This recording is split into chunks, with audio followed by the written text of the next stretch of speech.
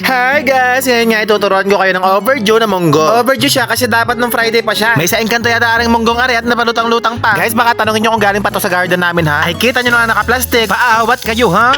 Ay tuturuan ko nga pala kayo ng live ha kung paano magpalambot ng munggo. Isang pitik lang ang kailangan ninyo.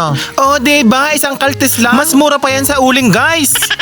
Ay lagi nga pala natin uunahin ang mantika sa paggigisa. Ay garang-gana manyapat may sahod na. Ay tatanggalin nyo yung buto sa kamatis ha. Mahirap na at baka magka-appendicitis kayo. Ay tuong kahir dumag sa kubeta pag kayo nagka-appendicitis. Unahin nyo nga pala itong balunan dahil makunat yan, parang kakilala ninyo. Ay sa sobrang kunat ay parang na siyang coconut. Miss Puta, why not? Coconut. Ay isunod nyo na yung katay, baka magtampo pa yan. Salt bake ka muna. Lagyan ng toyo, patis, paminta. At sa puntong ito nga, kailangan nyo sumayaw ng opalite. At kapag gaya na yan, ay alam na ng kapitbahay ninyo ang ulam ninyo dahil umaamoy na yan. Kau, lutong babonos ang teyo Ay paparating pa lang, ay ubos na.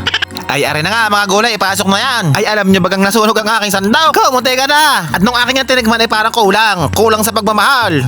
Kulang na lang ilagay ko din ang aking sarili para sumarap. Ay matapos nga ngayon ang paglalagay ng ibang condiments ay sumarap na rin yan. Parang buhay din lang yan. Kung hindi mo makuha sa unang lagay ay try mo sa pangalawa sa patatlo hanggang sumarap na lalo.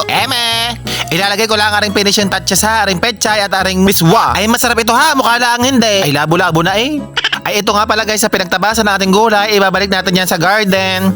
At naglinis na rin ako pagkatapos ko magluto. Sobrang bango ay maalala mo talaga ang Christmas party nung high school. Nasa comments ang link niyan ha, baka gusto mo. Ay siya din na muna guys, bye bye!